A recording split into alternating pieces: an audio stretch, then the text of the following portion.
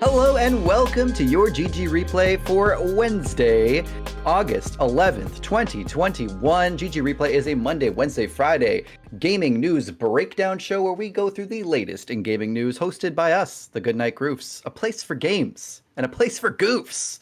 Still, we're workshopping the slogan. I am Paul, and as you can see, I have this beautiful light kind of cascading in through my sunny window. So excuse what's going on there? The it's light like focus there. Off and on, yeah.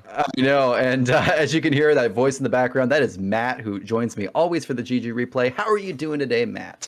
I'm really good, Paul. I have a really important question for you, and we were Please discussing shoot. this a little bit pre-show, but I want specifics. Okay, I want you to tell me, what's your favorite candy bar? Oh man, good question. As like a young kid, it was never mind. I was gonna say we talked about this. I would say Smarties, but it's not what you guys have. Right. Not like what you guys have is Smarties in the U.S., which is like the roll of little candies. That's called Rockets here, and Smarties is kind of like a weird M&M. Okay. By Nestle, and that I liked a lot as a kid. Now I think my favorite chocolate bar is a Reese bar. Okay. I don't know if you guys have that. It's just like a Reese. Yeah, I don't even It's know just what like a that is. chocolate bar, and it's got Reese peanut butter in it. Oh. It's like, so every square just is filled with peanut butter, and it's just a chocolate bar, and it's fucking amazing.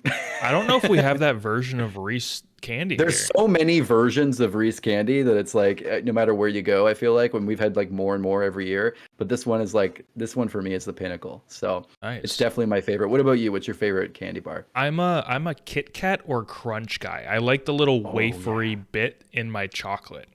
Yeah, I love a good Kit Kat. I was big into Kit Kat Chunky when I was a kid. This is the funny thing. Today I was at the store and they actually had a Kit Kat Chunky. I haven't bought one in years, and I just saw one sitting on a stand and it said now 20% chunkier. What is this? Wait, is that what you guys call a king size, or is it a different thing? No. It's like a big thick one. It's like it's a big stick. Do you guys have this? It's like a big stick, and it's like 5 layers of the waffle, and then it's wrapped in chocolate. That's amazing. And it's like a big handheld stick of Kit Kat, and it's really good. I used to be obsessed with them as a kid, but yeah. Oh, do you guys have a last candy bar related question? Yes. Do you guys have Toblerone? Oh, definitely, for sure. Yeah.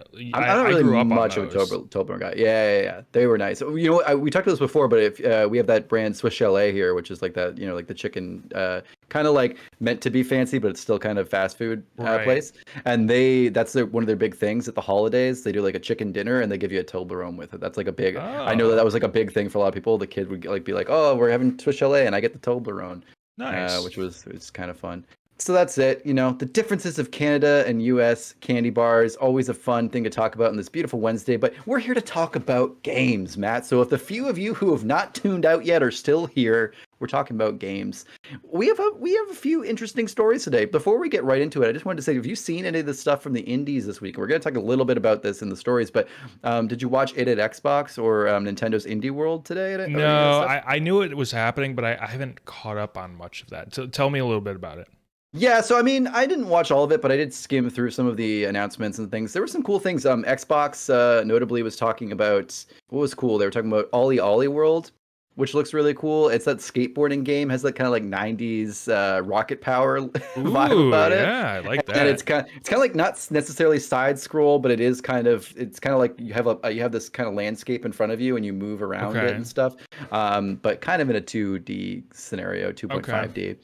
Looks pretty cool, really stylized and fun. Also, they showed off another game that had that kind of aesthetic. I forget exactly what it's called. I think it's the something Great Con, and it's like you're like a 90s-y, again, like colorful teenager at like the shopping mall. Look like kind of like a Daria looking like thing, an old Teen Nick show or something. 100%. And you're like walking around like pickpocketing people and trying to like pull off little scams. Cool. So that kind of looks fun. So I feel like that aesthetic is coming into games a lot right now, and their Xbox is really getting behind it, and indies are really getting into that. And I love it. I think it's such a fun aesthetic, so I'm all here for it. A mall punk game. Yeah, a mall punk game, which I think is a lot of fun, actually. Nintendo was showing off some cool stuff, because all the stuff at most of the stuff at Nintendo Indie World, at least, was like stuff that was out today. So they showed off like Axiom Verge 2, which was really cool, and they're like, that's out today. One really fun game, this is the last thing I'll say, one really fun looking game from Nintendo's Indie World is a game called boyfriend dungeon, and you're in a dungeon. Have you heard of this? I've heard the title. And you're in a dungeon, and then the weapons you use in the dungeon, you actually gain points from fighting, and then you use those points to romance the weapons. And the weapons, like your katana and stuff, have human forms they can turn into, and you can flirt with them, but you use them in the dungeon. It looks like it's just like a hilarious kind of like dungeon grind game with a dating sim. And it looks like a lot of crazy stuff, a lot of really colorful, interesting indie games. I'm all for it. I'm big on indies right now, so. Speaking of weird indies, I played through all of Donut County last night, and I'll talk about it more on Game Groofs. But cool. But yeah, I played through it all last night. It only takes like 3.5 hours to platinum, so it was pretty quick. But it's an interesting game. I'm looking forward to talking about it on Game Groofs. Cool. I look forward to it too. I have some stuff that I've been playing this week actually too to talk about, so that'll be fun. So don't forget, by the way, if you're out there listening, that we have a all-encompassing gaming podcast, Game Groofs, that is going to be coming out on Sunday, every week on Sunday. But also, if you're a Patreon, comes out on Friday. Ooh, a little spoiler. Interesting. The value. All right. We're moving on. We're moving into the stories for today because there are a few interesting ones. So first off, just to let you know, if you come across any necessary corrections in today's episode, please send them to ggreplayshow@gmail.com or head down to the YouTube comments below so we can address them in the next episode. The reviews are in, Matt. They're in. They're here. And a lot of these are things I didn't even really realize were out yet. So, I mean, as always, I feel like I always am surprised by what's coming out. There's so many games coming out this summer. It's crazy. First off, pretty cool. This is definitely a Matt thing right here. Assassin's Creed Valhalla, The Siege of Paris. This is when I say this is the things I didn't know were coming out. This was top of the list. I didn't know much about the DLC for this game. So this one got a 75 on OpenCritic. It's pretty respectable. It's out tomorrow, Thursday, right? So that's pretty cool. Yeah, I don't know, Matt. What do you think as someone who played Valhalla? You did not finish Valhalla yet, right? Correct. Yeah, I'm not. And I won't be. I'm not going back to Valhalla. It was not the same sort of experience that I enjoyed with Odyssey and Origins. Yeah. Like you, I actually did not even know that this DLC was a thing until I was writing the show notes. So yeah. I'll look this up a little bit. I'm a little bit curious about it, but I really don't anticipate myself going back to Valhalla. It was not where I wanted Assassin's Creed to go after Odyssey, which was dumbing things down a little bit more, but also which that I could deal with, with taking a lot of, gear away and the gear grind. I actually liked that about Odyssey. Yeah. But what they did with the story goes on and on and on. And it doesn't ever feel like you're progressing. I'm not going to go into a whole review of Assassin's Creed Valhalla. Yeah. But yeah, 75, honestly, not great. Yeah, I watched the IGN review and they were saying like, hey, Francia is kind of cool and like the king character is pretty good and like blah, blah, blah, but they were like, it's just like the last DLC was better. They were saying like the Irish stuff, the Ireland stuff was really, really cool. And this is just kind of the tagline of IGN, just to give you, this will give you any idea of what the DLC was. They said this is probably going to be the last DLC for Valhalla. And it's going out with not a bang, but a whimper. Yeah. More of a hushed ending here. So yeah, makes sense. Where Assassin's Creed is going next, I guess. What is it? Infinity? What is it? What are they called? Infinity. Yeah. That'll be interesting. We'll have to wait and see. Yeah. Also, something we already talked about, Axiom Verge 2, pretty popular sequel to a Metroidvania. 82 on OpenCritic. Pretty good. Pretty solid.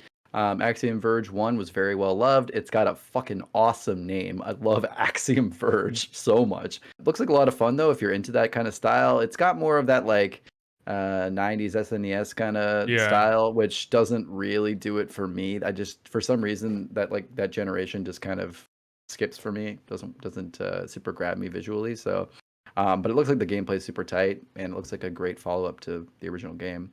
People love Axiom Verge. It's not for me. I don't feel like I need to talk on it any more than that. People love it, and I'm going to let them love it. Yeah. Moving on, talking about Button City. This is the final game we have a review for. This came out today. Got a 68 on OpenCritic. It looks to be one of the weirder things I've seen.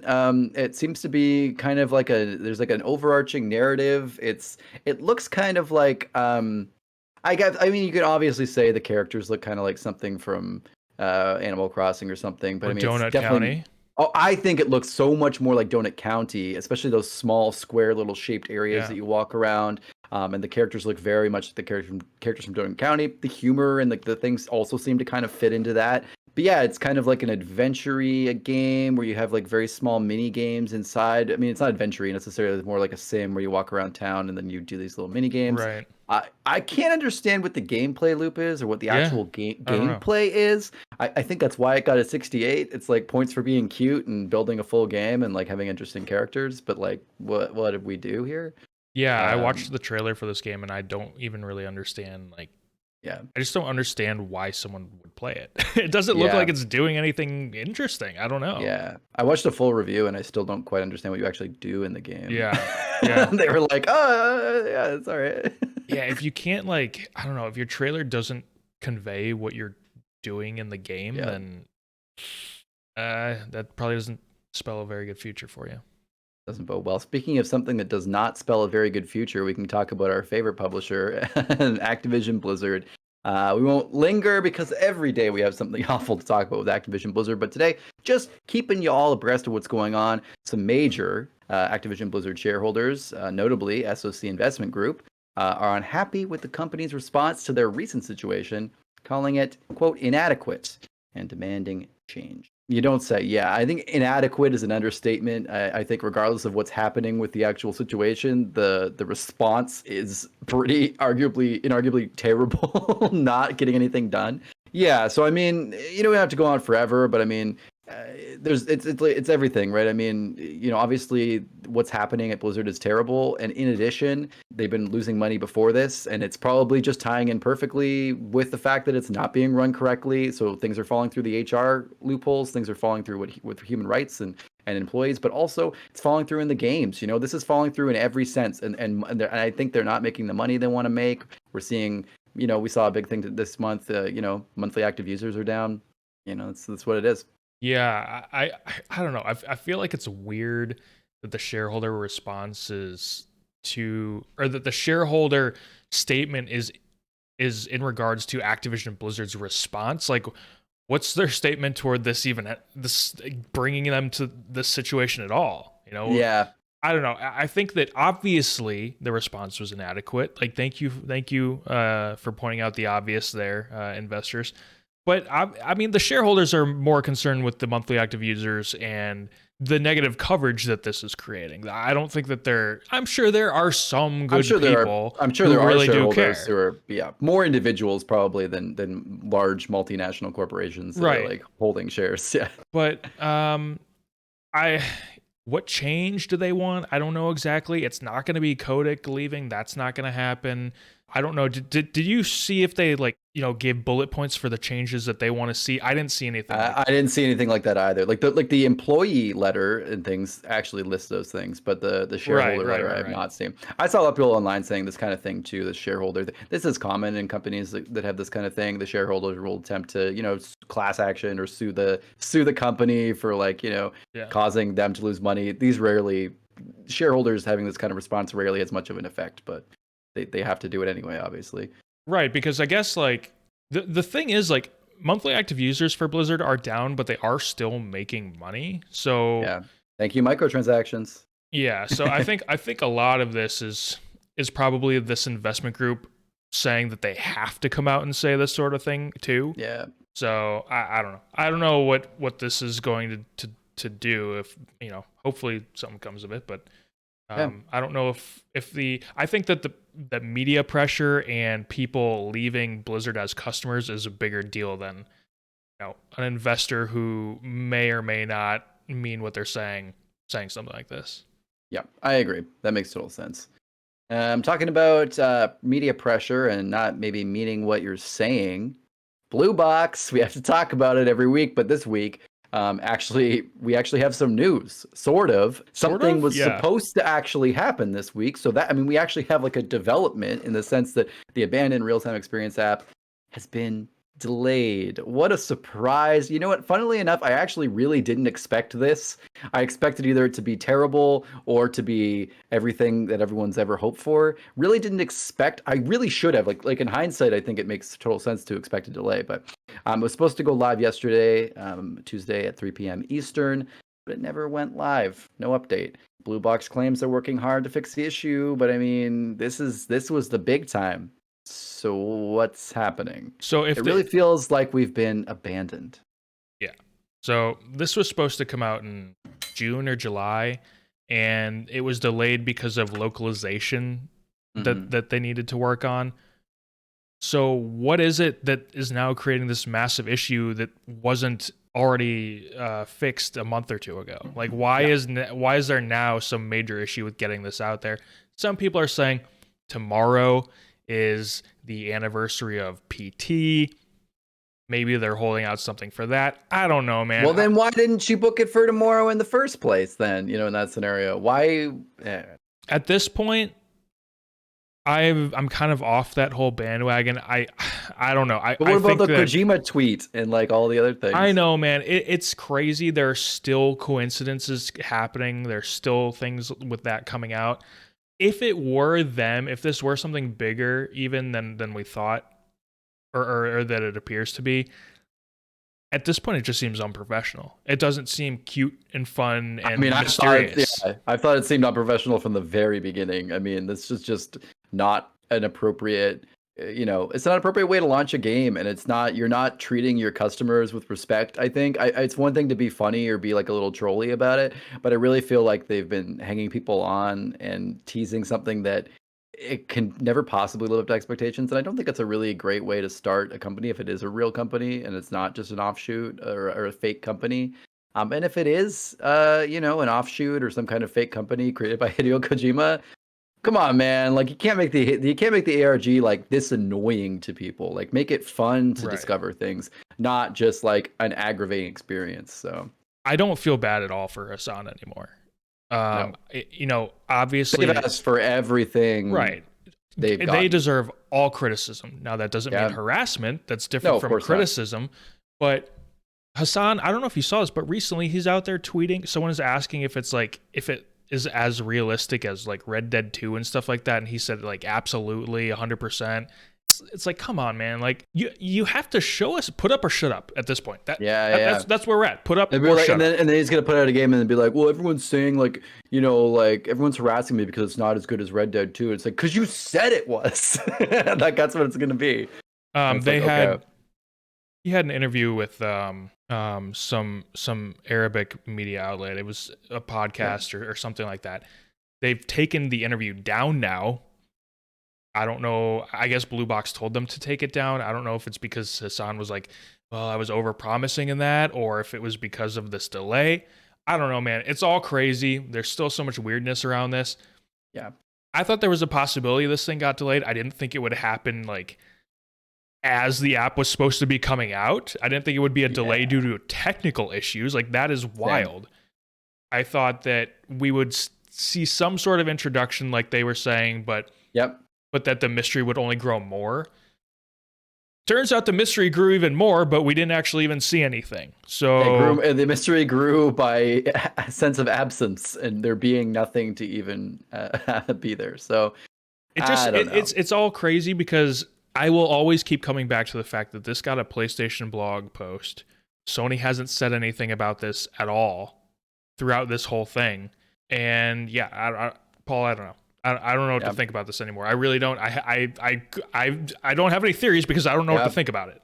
It's crazy. We're disappointed in you, Sony, but that's okay. You know what? Just because of that, Sony, we're going to talk about Xbox next. Oh. So Xbox, we know, are the kings of accessibility over here. I mean, maybe that's a little nice to say to them, but honestly, like they came up with the accessibility controller that has all those awesome different ways of input, and you can hook up so many interesting things. Like they are really on that, and so kind of taking that a step further, they're partnering with the Special Olympics for the inaugural Gaming for Inclusion esports tournament. I think this is so cool to have esports tournament at the Special Olympics, because I think that's something that is kind of can be made accessible, and then that Microsoft is working with them.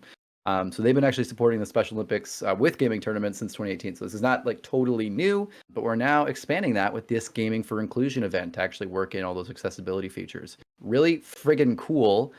September 12th to the 14th, we're going to have Special Olympics athletes and unified partners who will compete, pardon me, in Rocket League, Madden NFL 22, and Forza Motorsport 7. This is not your Forza Horizon. They're playing competitive, baby. Yeah. I love it. It's that's so cool. I love the idea of just some competitive esports Rocket League at the Olympics. So cool. Yeah. No, this is great. Like esports is not really something I'm super interested in, but Yeah. I love people putting money towards an event like this to, whether it's for awareness of the Special Olympics or just in partnership to make that overall experience better. Yeah, that's awesome. That's great. It's really cool. Love and Microsoft clearly has the tech and the hardware to kind of be involved and the money as well to get in there. So I know Microsoft, really cool. Not necessarily Xbox, but Microsoft has been involved with the Special Olympics for like probably almost a decade now. Yeah. But now that Xbox is in there, that's cool. I think it's cool when gaming permeates other parts of life, as the medium grows. So yeah, this is another example of that. Really cool. Love it. Not much to say. Just an awesome good guy Xbox thing. So yeah, Phil Spencer keeping up his good guy. Phil Spencer keeping up the good guy image. Eventually, he's gonna burn down Nintendo headquarters, and then they'll be like, he was such a good guy. It can't be Phil. Yeah. All right, we got some quick hit stories for you today too. Although who knows, we might end up talking about them for a bit. First off, EA, have they? So it's open now. Okay, is this? They're opening. They have this. I'll let you continue. But yeah. They brought this place, but it's not. They're not working there just yet. Right. So they're currently opening a massive 4-story, 120,000 square foot office in Vancouver. I think we talked about this before, right? That they were going to open a studio in Vancouver. We may have. And so pretty exciting. They have some early photos of space. It's right by the FIFA EA office, which is pretty cool in Burnaby. And this is going to be an expansion that they're working on. They have some great West Coast offices. Looks really cool. Looks awesome. Makes you wonder what they're going to be doing with this space. As a Canadian, really psyched to see more EA just doing more and more, Canadian studios. We have Ubisoft and EA like really investing a lot here. So that's really, really cool. Yeah, I don't know. Is this going to be development teams? Is this adding on to the publishing arm? I don't know. But yeah, the pictures that I did see were amazing. Mm-hmm. And I saw this point being made on social media, and I want to bring it up here, is that EA gets a lot of shit, but with all the issues that we've seen among other publishers and large developers lately, none of that is coming up in EA. And I've heard that like the actual physical offices that these people work in are really cool spaces with a lot of benefits, like gyms and stuff like that. And I don't know, man, like credit where credit's due. EA is clearly doing well for their employees. I agree. I saw this on Reddit. A lot of people were talking about this, that say what you will about EA, and there's scummy kind of practices to the consumer at the workplace. It's a really great place to work. Apparently, it's really inclusive, and everyone's very positive. You're very heard. It's like the opposite of Activision Blizzard kind of scenario. It's quite a good place to work, actually, despite the way they sometimes treat consumers and just kind of but that's more of unfortunately that's just more of a top-down approach to when you have executives wanting to make these things and have a bottom line. That's just how gaming's being pushed. But developers and the actual teams apparently have a really great experience. So love to see it. Remember a few years ago when EA was voted like the worst company or something? Yes. I always thought that was total bullshit. Like there are actual like really bad companies out there. Yeah. EA is 100%. Not that. They might do a lot of things like with microtransactions and stuff that we don't like, but that does not put them below some actual terrible companies out there. I always thought that was ridiculous. Yeah, it's a little, I guess if there's like, internet votes and things like that, maybe. Yeah. But yeah, it's kind of funny. Also, one last thing about this. I know it's a quick story, but I just wanted to say, every time I see anyone opening a new office now, it just makes me think of like all the people online. And I'm one of them who are kind of like, it's kind of funny to be like, hey, I thought we were going to work from home now. Like, this is so funny. Like, it's just so funny. I saw like Apple wants to open this like massive new thing, even though they just built the spaceship. They want to build this like massive thing in North Carolina, I think. Google's trying to build a new thing.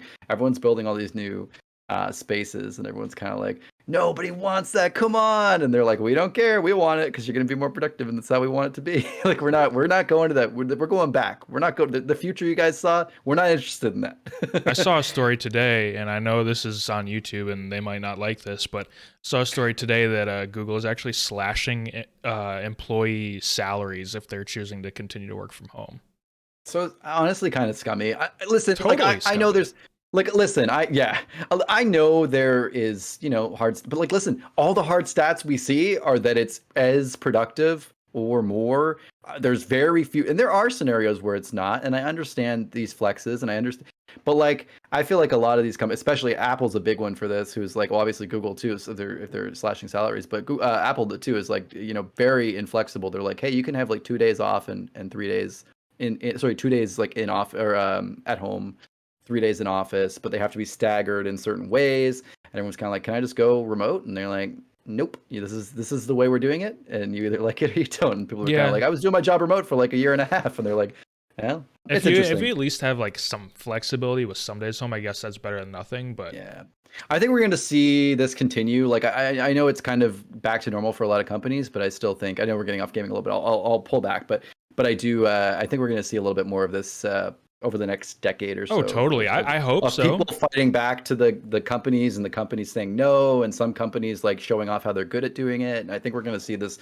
This needs some time to grow and stretch its legs, and see what companies are going to go remote and which aren't. Well, we're actually going to get to it in a couple stories from now, but there are changes being made to make working from home even easier across many industries. So yeah, perfect. We can talk about that right now. Let's do that now. Yeah, let's talk about it. So Unity, the game engine, has actually acquired Parsec, which is a remote desktop tool for developers, and they acquired it for $320 million in cash. Cold hard cash. Cold hard cash, baby. So pretty amazing. I mean, Unity is pretty tough on PCs. It's very straining. So this can make game devs way more accessible to be able to have a remote desktop tool. Is that kind of what we're seeing is the idea here, to be able to use this for development? Would be amazing, because then you could work from a home computer and be able to remote in and actually do more complex jobs like game development, which is really, really cool. Yeah. I mean, if someone can continue their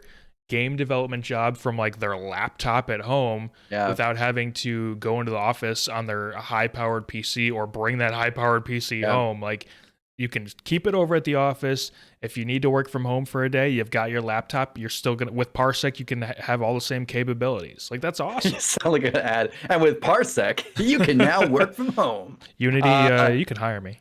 Oh, absolutely. We'll be the hype men for sure. No, it sounds really cool. I think there's a lot of cool remote tools. The internet's getting better, and not everywhere, but definitely some places. The dream of moving to the middle of nowhere and getting a cheap house and working from home may not be really where we're at yet, but I think there's some flexibility that's up there, and this is another cool one. EA, you better watch out, because Parsec is coming for you, and you're building a brand new office, but for who, I ask you? No, honestly, some people love The Office, and especially when you work in one of these like really cool companies that actually like puts in really nice offices and seems to have a good work-life balance, like EA seems to. Totally. Pretty cool. Pretty cool. Yeah. If you're in the right office, for me personally, that's the way to go. Me too. I get energy from being in the office, actually. Yeah. So yeah. Extrovert life. Talking about big acquisitions, pretty cool one. Well, or an interesting one. Yeah.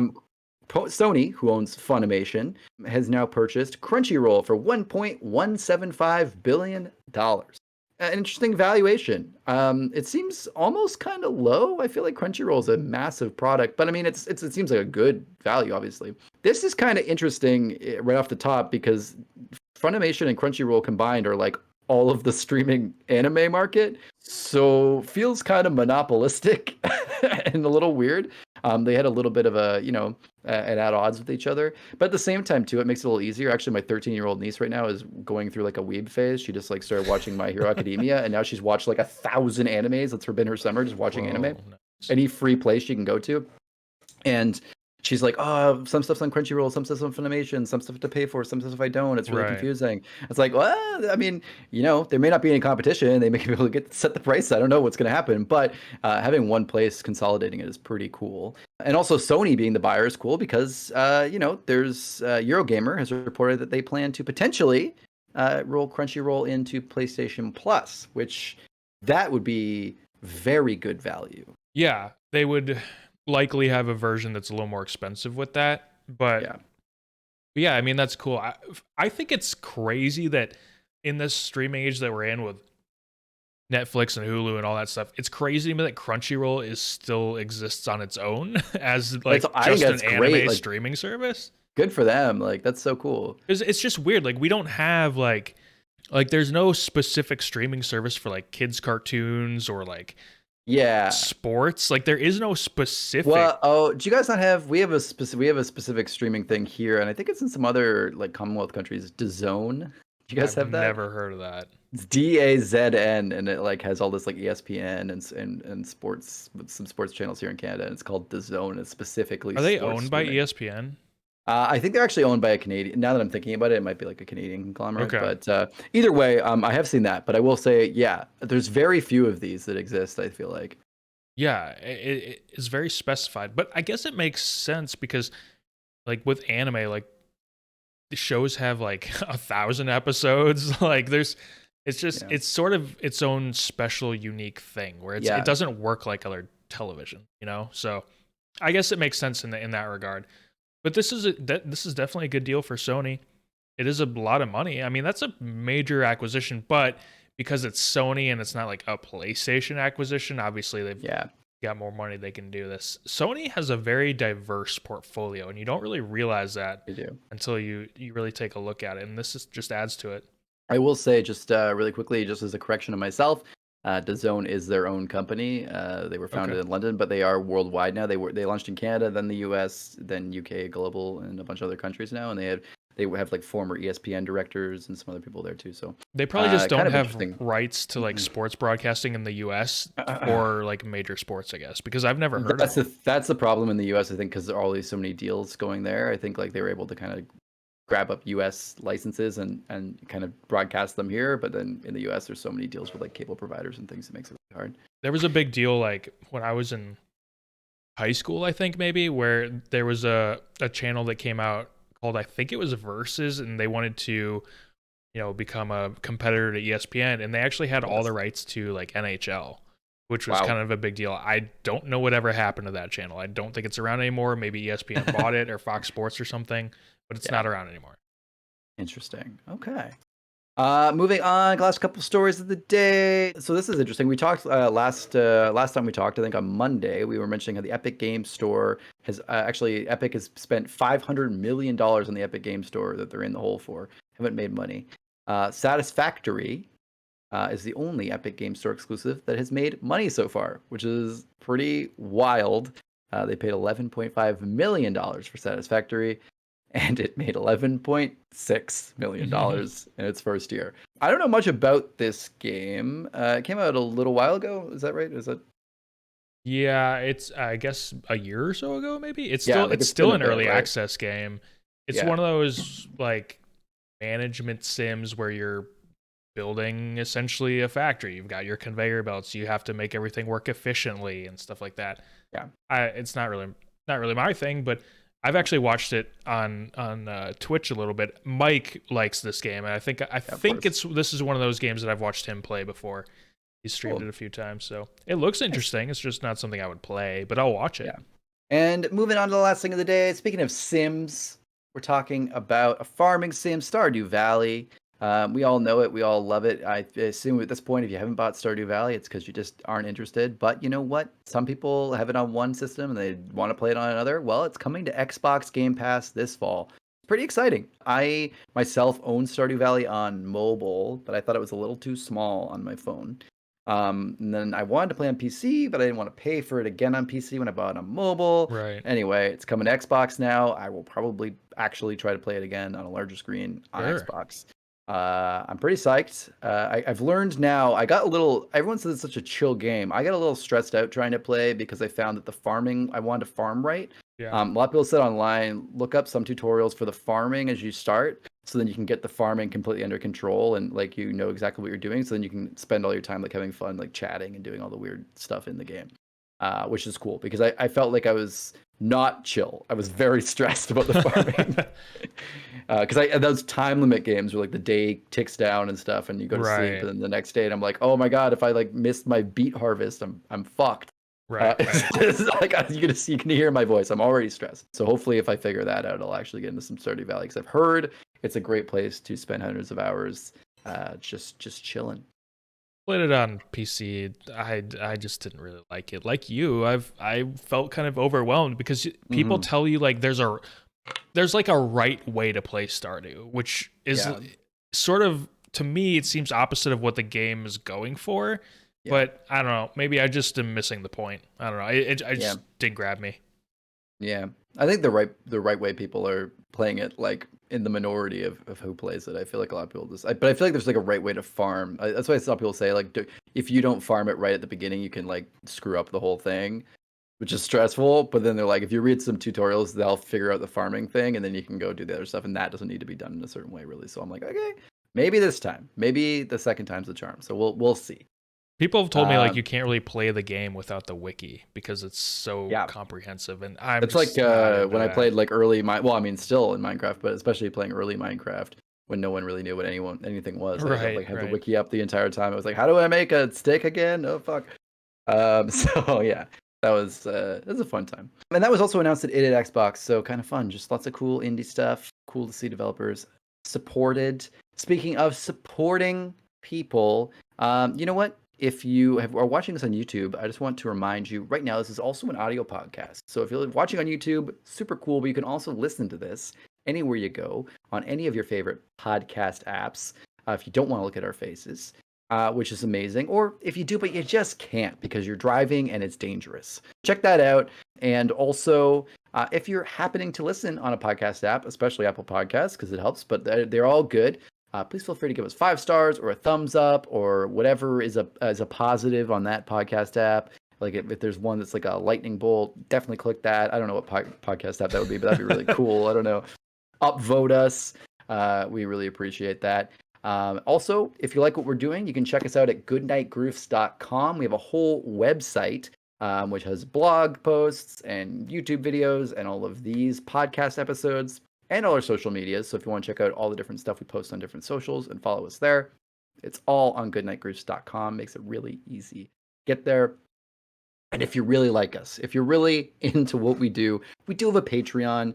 No pressure, obviously, but we do have a $1, $3, and $5 tier. You know what? I won't say too much about it. Go check it out if you feel like it. The link's on our website. It gives you exclusive access to some of our content like earlier, also like suggestions to us, getting in touch with us, and also we give you special shout outs. So that's currently what we have going on right now. The main purpose of the Patreon, I'll be transparent, is just so we can make more content. We really want to be able to do more of this stuff and have our opinions and have our voices out there for all of you at home to listen to and watch and enjoy. So we really, really appreciate everyone who's listening and watching. We definitely notice we have a lot more podcast listeners in the last week or two, and we really, really appreciate everyone who is joining us. If you made it all the way to the end of this episode, incredible. Feel free to comment anywhere you are. Fish sticks. If you're on YouTube, if you want to leave a review on a podcast app, say fish sticks in there, because then we'll know you listened, and we really appreciate it. And one thing I do want to say, like, if for some reason you don't want to leave a YouTube comment or like a public podcast review, but you want to like give us feedback in some way, ggreplayshow@gmail.com. Give us an email, and we would love to chat with you about what you think about the show, what could be improved, what might be working for you, and all that kind of stuff. Yeah, absolutely. We just love hearing feedback from people. We know y'all are out there listening and watching. We're not alone here. We do know that. So anyone out there watching or listening, feel free to interact with us. We'd love it. We're real friendly. We promise. And that is going to be it for today's GG Replay for Wednesday, August 11th, 2021. I've got to get to a birthday party for my sister-in-law, Matt. Anything you've got going on at the end of the day? I'm off to go get myself a job at EA Vancouver, or maybe as the Parsec spokesperson. Please do. I'd love you to come up here to Canada. We can go work together in Vancouver. It'd be what a blast. Vancouver. You can be the Washington correspondent. You can work in Seattle or work in Vancouver, and we can probably literally ferry throw across each other. The sound. Yeah, exactly. Yeah, I love it. All right. Have a great day, everyone. We will see you again on Friday. Good night, Groofs.